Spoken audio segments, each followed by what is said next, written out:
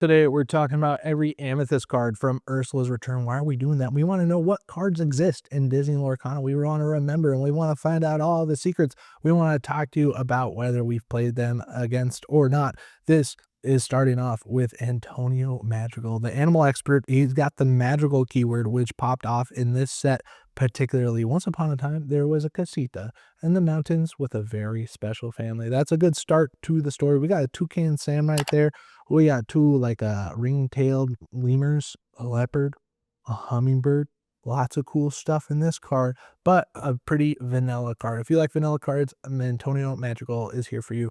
This is back when cards used to be alphabetical, and oh man, we loved it. Look at this. Belle is next to Belle, and Bruno is next to Bruno. Everything's in place as it should be. It's a good deal. This is Belle, the Accomplice Mystic. This is one of the Floodborn cards, so it can shift onto other cards named Belle. It's got the enhanced healing. When you play this character, move up to 3 damage counters from chosen character to chosen opposing character. So lots of people like switch this up. It can be any character. It can even be one of your opponent's characters, and you can move it to one of your opponent's characters as well. But you can only take the damage that you're moving to one of your opponent's characters. You can't spread it on your side of the field, but you can choose either your characters or your opponent's characters for this first part of the effect, and then it has to go to an opposing character. It's a really good card. We saw this in the North American finals. No. Where did we see it? The one right before it. Was it Seattle? We saw this in one of the Disney Lorcana Challenge's recent finals where they played this, and it was like the card that won the game because they were able to move damage that they like preemptively put on one of their characters to take it out, especially if they like put down a go tamago. You want to remove the damage so you don't have it, so your opponent can't get extra lore with the go tamago. There's lots of big brain plays that go on with this. The foil card is $14. That's how good it is right now. A great card for sure. Lots of spicy things that you can do. The mixed ink had changed more than just the rose. It actually changed Belle too into Accomplice Mystic. This is a Belle that you can shift onto, but you're not going to really be doing that because it's a 5-cost card that's cheap enough to play all by its own. You don't need to shift it, and you don't need its ability before like turn 5. You could use it earlier, but you're not going to do it. This is Belle, the Untrained Mystic. You got the Mystic Accomplished, and you got the Untrained Mystic. This one's a 3/3 body. Pretty good. Here now, don't do that. When you play this character, move up to 1 damage counter from chosen character to chosen opposing character. So it's similar to Belle Accomplished Mystic, but it's different because it only does 1 damage character instead of up to 3 damage characters. 3 magic number. If you do something for 3, it's going to do great stuff like Rapunzel gifted with healing. So this is a good card overall, but just for 2 more ink, you can play this Belle, which does a lot more good stuff for you. Bruno Madrigal. This one has 2 like shadow characters in the background that haven't been explained. This is part of the like Ursula Return storyline where he's one of the glimmers that are getting entangled right now. He's the 4/5 stat line, which we don't see a whole lot of this 4/5 stat line because it dodges the Medusa, but it doesn't dodge the Long Came Zeus. So it's a weird kind of in-between stat line, but it's pretty good. It came in one of the starter decks, I believe. When you play this character, chosen character gains. When this character is banished in a challenge, you may return this card to your hand this turn. So it's not this card, it's the card that you choose gets this ability. It's a whole paragraph on a card, and you gotta do the things that are on the paragraph. It's a sentence. Pretty good. Could be spicy. I've never used it. I've never had it used against me. Don't know too much about it, is what I'll say. This Bruno, though, I know a whole lot about, because if you scroll down here, this is my name right there. The Ready Set Ink, the Bruno meme deck. We like this deck a lot because it revolves around having 52 Dalmatian puppies, 4 of these guys, and 4 Alma Madrigals that we talked about last week. It's got evasive, so stuff isn't going to be able to challenge into it too easy. Yeah, play it down for 4, and then its ability, you get to basically gain 3 lore and draw a card if it is that card. But you kind of got to do some setup. Either you got to top deck what you need to top deck, you got to have a whole lot of the same name card, or some other shenanigans. You exert it, you name a card, then reveal the top card of your deck. If it is the name card, put that card in your hand and gain 3 lore. Otherwise, put it on top of your deck. So if you have 52 Dalmatian puppies, you just name Dalmatian puppy and not tail wagger. Like, you don't have to do the second word here. Like, you would just name Bruno Madrigal. You don't have to say Bruno Magical Undetected Uncle. You say Bruno Magical, that's the naming a card part, and then you reveal the top card. If it is that named card, you put it in your hand, and you get to gain 3 lore. So not only do you get to draw a card, you're not drawing, but you put it into your hand. It's essentially a draw. But you also get 3 big ones. That's a whole lot of lore. I've won lots of aggro games with this in the puppies. It's a fun deck to play for sure. The Camilo Magical, check this out. The legendary card that we got that I thought was Bruin was actually Camilo. It's a prankster card, 2/5 stat line. At the start of your turn, you may choose one. This character gets +1 lore this turn, or this character gains challenger +2 this turn. So it could go to a 4/5, or it can be a 2 quester. Kind of utilitarian. That's a good deal. I've never seen it played, but could be useful. It's 2 cards in one. It's this card or it's this card, right? 2/5, 2/3. It's pretty good. The next magical character that we got is Dolores Magical, the easy listener, Storyborn ally and magical. She's got the 3/3 stat line. Normally we see that on a 3-cost body, but here it costs 4 because its ability is pretty good. When you play this character, if an opponent has an exerted character in play, you may draw a card. So it's kind of like the genie that we got, but you have to have a condition to be able to draw a card. This is really useful in sealed events. So if you're playing like you get 4 packs and then you make a deck and stuff, like this is a good card to put in that format, but not too much. Like you want to play either the rabbit or genie on 4. It does the same sort of thing, and you're going to get more value out of it instead of playing Dolores. But if you need to hit that magical keyword, this should usually hit every time, because if you play this, you better believe that your opponent's going to have an exerted character as late as turn 4. Up next, the Elsa. This one was kind of tailor-made to go into the Illuminator's Quest Ursula Returns single player kit, because it like synergizes so well with the other deck, because you're able to give chosen character challenger +2 and rush this turn. So if your teammate that you're playing the game with like has a character on board, you can give it rush and challenger, and that's usually enough to do a whole lot of damage to a whole lot of bodyguards. You need to take out their characters in the Illuminator's Quest to be able to win the game, because otherwise they're going to quest super fast. So this one definitely made for that game, but it's here in this. After Elsa dispersed Ursula's storm, Anna was nowhere to be found. Is this good? Maybe, but you have to exert it to be able to use this ability. It's a whole lot of ability, but you gotta have it dry for a turn. So you gotta pay 3 ink and you gotta wait a turn to use its ability. Is it worth it? Probably not. We got the Flotsam, Ursula's baby, the 4/2 stat line. Pretty cool because you can take out some big characters. You got the Ursula's Entangled Barnacles. This is the most amount of Entangled that we've seen on a Glimmer so far. It's got the red eye. Pretty cool. Quick escape. When this character is banished in a challenge, return this card to your hand. Don't mind if I do. You want to get them back. You want to be able to challenge more. And then it says your character's name, Jet Sam. Gain. When this character is banished in challenge, return this card to your hand. So it also goes back to your hand. Flotsam goes to your hand. And if you have a Jet Sam, it can go back to your hand. This one counts as being named Flotsam and Jetsam. This is Entangling Eel. So they're entangled glimmers at this point. A 5/5 stat line, huge. You can shift it on either Flotsam or Jetsam, but you have to discard 2 cards. That's a whole lot of cards. Maybe this works with the Lilo Escape Artist, and you want to like discard the Lilo Escape Artist so you can play it from your discard, and not just have it in your hand being discard fodder and stuff. This character counts as being named both Flotsam and Jetsam because it's Flotsam and Jetsam. 5/5 can quest for 2. This one also has a Disney Lorcana promo edition that you got for going to early check-in at Disney Lorcana events. But as you can see, it's not too playable as reflected in its price. Isabella Madrigal was an interesting one because this one can quest for up to 4 lore in a turn. It says during your turn, if no other characters have quested this turn, this character gets +3 lore.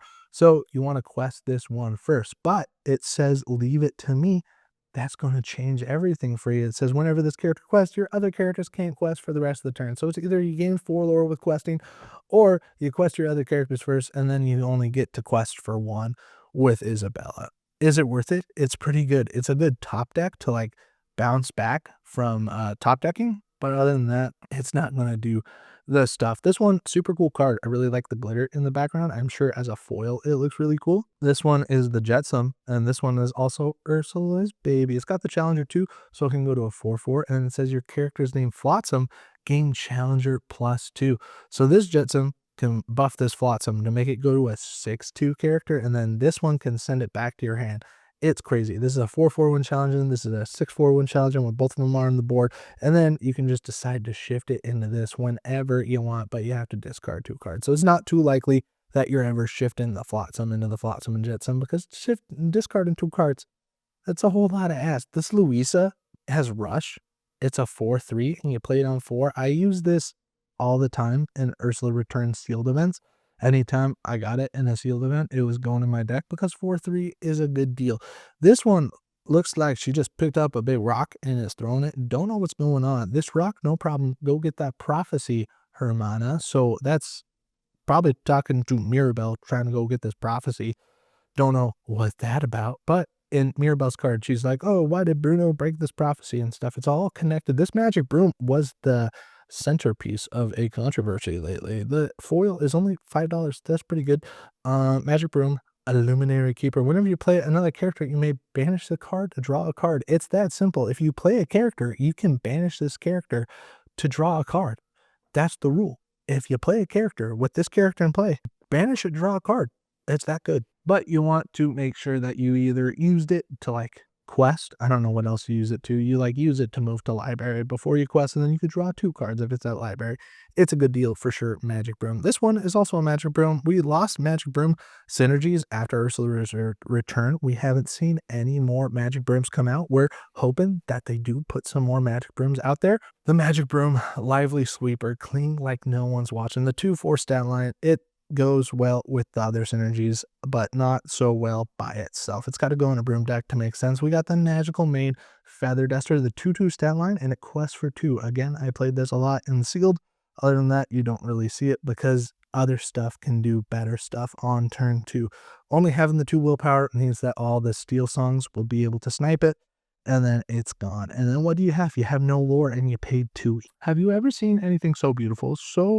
She asked, marveling at the amethyst trees. What are the amethyst trees? That's the first time I said it. No, Sherry, Lumia replied, never taking his eyes off her.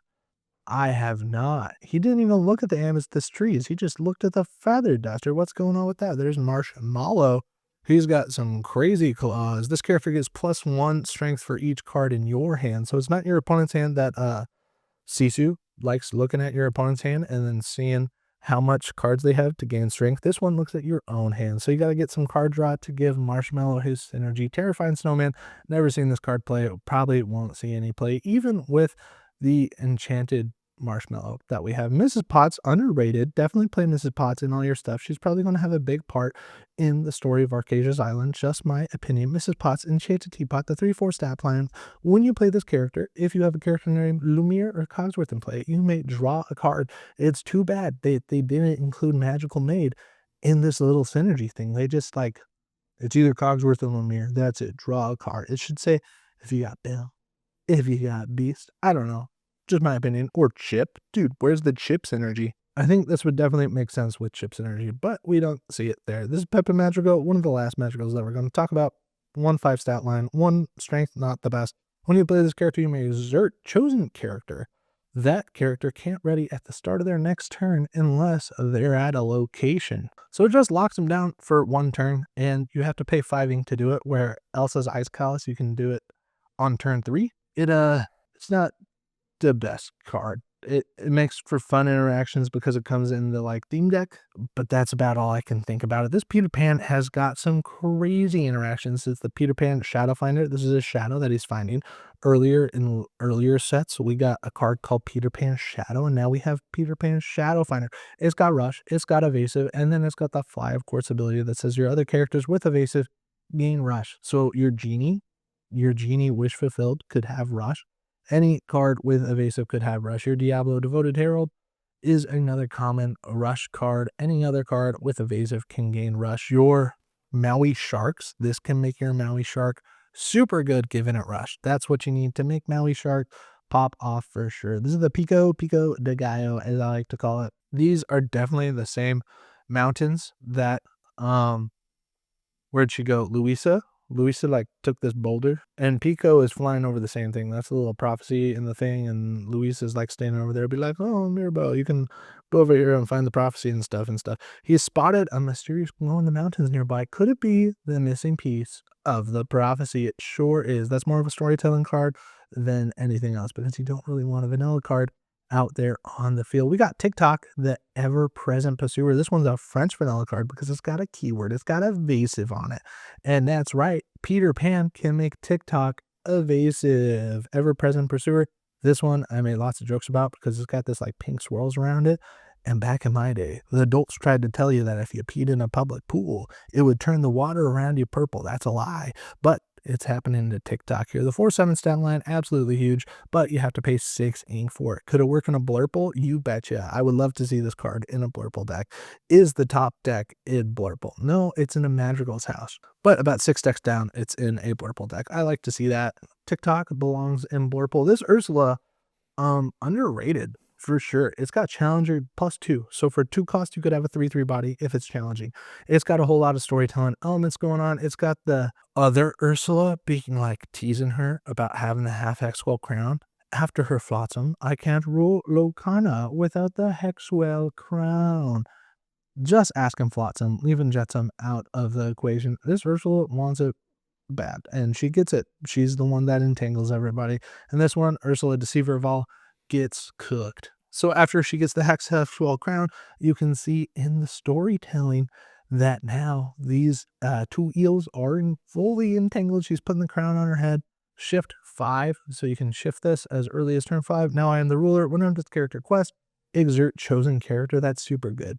It's so good. You quest for 3, and then you can target one of their characters. They never know what's gonna hit them. Other characters can't exert to sing songs. You will listen to me. So good to shut down everybody. And this is what we played. Oh, it got an enchanted card, and then it also has this card that was for the set championships. I got 2 of these myself, and I like them a lot. 2 of those. Floodborn, villain, queen, sorcerer. Whenever this character quests, same abilities right there. And then you got the enchanted version, and you got the regular legendary version. Yen Sid is Disney spelled backwards. Powerful sorcery. He is doing some crazy things with some Amethyst ink. 1/3, and he's doing a little fame break. He's also got the sorcerer keyword, which is huge, and it goes in the broom deck so well. It says when you play this character, if you have a character named Magic Broom in play, you may draw a card. Don't mind if I do. That's 1 card that you get. So like it basically replaces itself, and you can do it as early as turn 2 if you have a broom in play. And then the next turn, it says, well, you have 2 brooms or more characters in play. 2 or more broom characters in play, this character gets +2 lore. So you can quest for 3 if you have 2 brooms. So turn 1 you play a broom, turn 2 you play this, and turn 3 you play another broom, and then you quest this for 3 lore. It's aggro. It's good. The foil $7. This is a exclusive art that came in the Ursula Returns Illuminator's Quest game. And it has these little entangling things, and it's also in the set numbers 223 out of 204. And then it also got an enchanted card. He's doing a crazy thing to that little butterfly there. Yen Sid, aka Disney backwards powerful sorcerer, a good card to play in your broom decks. It belongs in broom decks, doesn't really belong anywhere else, because you need to have magic broom characters in play to be able to utilize its abilities. That's the cool synergies that we like seeing. Onto our action cards. Those were all of our character cards that we got in Ursula Return. Now talking about our action cards, we got Poor Unfortunate Souls. Look at these guys, the people that like chocolate. I love chocolate. Return chosen character item or location with cost 2 or less to their player's hand. So it's befuddle, but it also targets locations. We like to see it, but this cost 1 more because befuddle only cost 1. Second star to the right was what we thought should pair well with Jafar, but it didn't go too well. This could also make a Ruby Amethyst like do pretty good to be able to bounce back with her hand size, but the Sing Together 10 is just a little bit too far off to be able to get to the Sing Together 10. You got all your favorite characters. You got Jonathan Darling and Michael Darling and Wendy Darling and Peter the Pan. Lead us to the land we dream of, Neverland. We got Swing the Action, and this has gotten power crept so much. It says chosen character gains rush this turn, and then the next set we got Cogsworth, who does the same ability on play. You play Cogsworth and it says chosen character gains rush this turn. And then like the set before this, we had like a 2-cost thing that had the same ability that says chosen character gain rush. There's a whole bunch of ways to give chosen character rush, and this is a bad way to do it. I'd much rather have a Cogsworth to play than this. Ursula's Plan cost 3. It's a action card. Each opponent chooses and exerts one of their characters. Then chosen characters can't ready at the start of their next turn. Those chosen characters can't ready at the start of the next turn. Wow, each opponent chooses. So you choose who you don't want to ready. And it looks like she's like was nice to her. She was like, hey, I'll give you the trident if you give me the hat. You know what I'm saying? So like, what's going on here? So this Ursula, the green one, had the crown. And this Ursula, the purple one, had the staff. And then she has a plan. She says, with both the crown and the trident together, we would be unstoppable. She said, hey, give me the trident. She gets the crown, and then she has the trident, and then somehow she backstabs her, and then has both, and then turns into this, the Sea Witch Queen, the mystical rose item. Do we also have the Rose Lantern? Rose Lantern is coming up next. This is what Belle was talking about. In this flavor text, it says the ink has changed more than just the rose. So this is the mystical rose item. Dispel the entanglement. Banish this item and choose a character named Beast. Gains +2 war this turn. If you have a character named Belle in play, you may move up to 3 damage counters from chosen character to chosen opposing character. And this pairs really well with the Ruby Beast that we got in this set too. Where is he? Where's the beast? This beast right here. And that says this character enters play with 4 damage on it. So if you have Belle and you have the Rose Lantern item, you can heal it up. You can heal 3 damage from it. You get 2 lore. It's a good deal. We like to see it. Rose Lantern is the Floodborn version of the Rose that says, the transformed Rose made a short work of the beast wound, but even the gentlest magic comes at a cost. And you can see that it's like breaking up these Ursula barnacles that were on Flotsam and Jetsam and other characters. You exert it, you pay 2 ink, move 1 damage counter from chosen character to chosen opposing character. So this could work every turn, but you got to pay 2 ink to be able to do it. Is it worth it? Definitely not. Triton's Trident is what Ursula was after. Just imagine all this power in the wrong hand. Says Ursula, symbol of power, banish this item. Chosen character gets +1 strength this turn for each card in your hand. So you have to have lots of cards in your hand, and then you could one-shot anything you want. You could have like 30 cards in your hand and go to 30 strength. Is that possible? Is it probable? No. No one has played this card. Is this in any popular decks? Lorcana Gateway by default and Purple Steel.